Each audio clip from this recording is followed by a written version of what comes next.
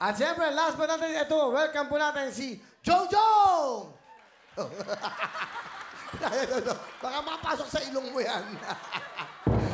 Jojo, yun ang camera mo. Ilan taon ka na, Jojo? 25. 25. Ilan taon ang napangasawa mo? 54. Kayo ba may supling na, may anak na? Meron na po, Pare Will, isa. Isang anak, lalaki, Opo. babae? Lalaki po. Ilan taon yung bata? 3 po. Bata lang. Sige, pakilala mo sa amin. Mga kababayan, pinapakilala ko po ang pinakamamahal kong asawa na si Jennifer Orlanda. Magandang gabi po, Kuya Will. Magandang gabi ho, Nanay Jenny. Wow. Ilang taon na po kayo ngayon? 54 po. 54, ha? Saan kayo nagkakilala ni Jojo? Pangasinan po. Sa Pangasinan. Opo. Ano yung pangyayari yon na hindi mo makakalimutan? Saan kayo unang nagkakita? Text-text lang po. Hindi, paano? Sa fiesta po, fiesta. Fiesta. Opo. Tapos, Hiningi niya sa akin po, kumakanta ako doon sa Pangasinan. singer kayo. Opo. Hindi Tapos? naman. Sa banda lang po noon pa. Okay, tapos nilapitan ka niya? Opo. Ang sabi niya sa'yo? Pahingin namang number.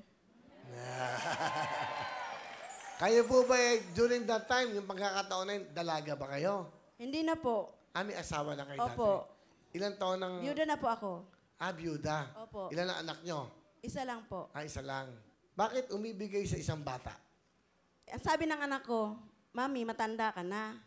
Dapat, mayroon ka naman kasama. Kasi nag-iisa lang ako. Yun ang sabi po niya sa akin. Mabait yung anak nyo. Iniisip Opo. niya yung kaligayahan nyo. Anong gusto nyo sabihin sa lalaking minamahal ka ng lubusan? Ay, B, ito na.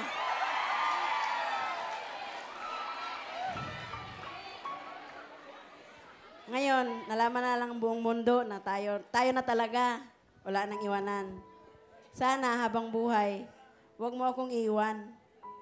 Ako lang sana sa buhay mo. Yun lang.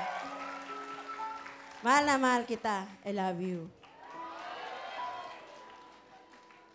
Be, ang masasabi ko lang sa'yo, mahal na mahal din kita, Be. Hanggang sa kamatayan, mamahal pa rin kita.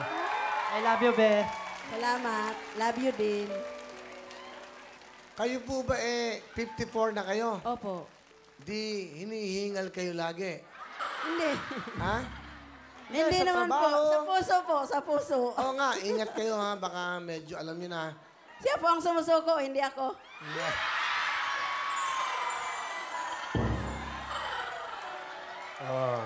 Totoo ba yun, Totoo po yun. Jojo? Pagod po lang kasi sa trabaho, kaya minsan... Pagod lang to sa trabaho. Totoo po yun. Totoo po yun. Siya ang nag-surrender sa akin. Di, para sa akin po, gusto ko naman kahit once a week.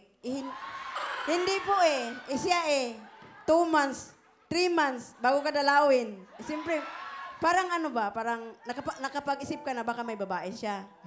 Pero ang sabi niya po sa akin, nag-iisa ka lang. Kahit kailan, hindi ko kayang gawin sa'yo yan. Kumanda ka mamaya, Be.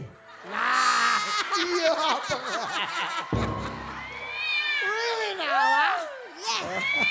Talaga naman, ha? Sama na kayong dalawa nito. Palapakan nyo nag-ibigan, okay? Meron kayong 10,000! Salamat po, sir! Salamat.